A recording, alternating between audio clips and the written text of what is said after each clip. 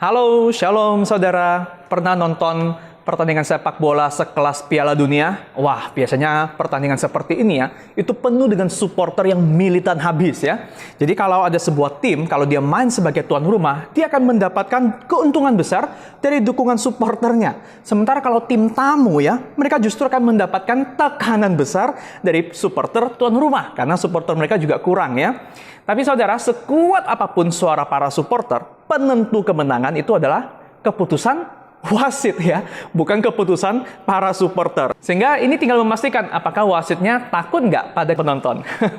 Saudara, maka fokus pemain, apalagi kalau tim tamu ya, mereka tuh hanya perlu fokus pada aturan pertandingan dan keputusan wasit, bukan suara teriakan para penonton. Nah saudara, Amsal hari ini memberikan kepada kita sebuah panduan hikmat mengenai sebuah pertandingan yang lebih besar daripada World Cup, yaitu pertandingan kehidupan. Amsal 1 ayat 7 berkata, takut akan Tuhan adalah permulaan pengetahuan, tetapi orang bodoh menghina hikmat dan didikan. Takut akan Tuhan awal dari mendapatkan hikmat untuk melihat kehidupan. Nah saudara, ini bagaikan kalau kita mau belajar untuk membaca, kita mulai dari apa? Mengenal alfabet ABC-nya ya.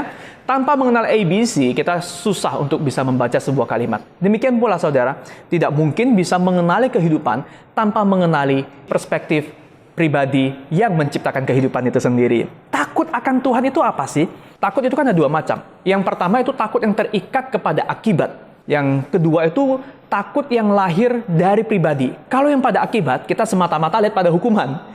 Sementara kalau pada pribadi, itu kita terikat, kita terpesona, kita cinta pada pribadinya. Sehingga apapun yang dia suka, kita suka. Apapun yang dia benci, kita mau hindari. Sebagai contoh ya, kalau saya punya pasangan misalnya tidak suka durian, walaupun saya sangat suka durian, karena saya mencintai dia, apalagi lebih daripada durian, maka saya akan rela meninggalkan durian demi dirinya. Ini takut. Bukan karena takut tidak bisa makan durian, tapi saya justru rela tidak makan durian karena saya cinta padanya. Nah saudara yang dikasih oleh Tuhan, dalam pengertian yang terakhir inilah, terikat kepada pribadi, itulah arti sebenarnya dari takut akan Tuhan.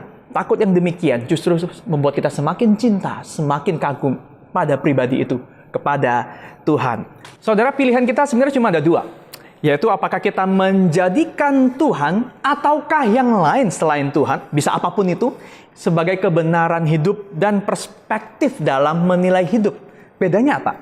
Bedanya, saya memakai contoh wasit lagi saudara. Bayangkan waktu pertandingan berlangsung ya, dan waktu itu tim tuan rumah berhasil mencetak gol. Gol! Lalu wasit ternyata memutuskan ini tidak gol. Wasit melihat, kemudian dia menilai ini ada pelanggaran offside, sehingga golnya dianulir. Wah saudara, penonton satu stadion itu bisa marah karena dominan tim tuan rumah kan. Tetapi siapa yang pada akhirnya akan diikuti?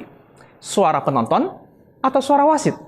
Nah saudara, yang menentukan arah pertandingan yang tepat, yang benar itu adalah wasit, bukan suara supporter. Sekuat apapun suara supporter itu. Saudara, jika Tuhan adalah pusat hidup kita, yang kita takuti, yang kita cintai, maka saudara, pendapat orang lain bisa punya pengaruh yang besar, yang memang seringkali juga perlu dipertimbangkan ya. Namun suara mereka itu bukan penentu akhir keputusan kita. Hanya jika kita punya suara dari seorang pribadi yang lebih besar, yang lebih mulia, yang lebih benar dan akurat, yaitu Tuhan, barulah kita bisa menentukan yang mana yang harus kita ikuti sebenarnya. Apakah suara Tuhan ataukah uang yang jadi perspektif kita misalnya ya?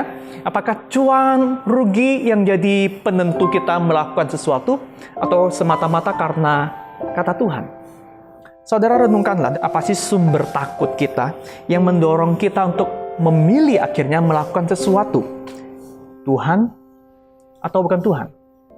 Saudara, mari kita berdoa. Tuhan, aku mau terikat kepada pribadimu daripada aku harus diintimidasi atau dipikat oleh dunia yang sebenarnya juga tidak sebanding dalam hal kuasa dan kemuliaannya dengan dirimu Tuhan.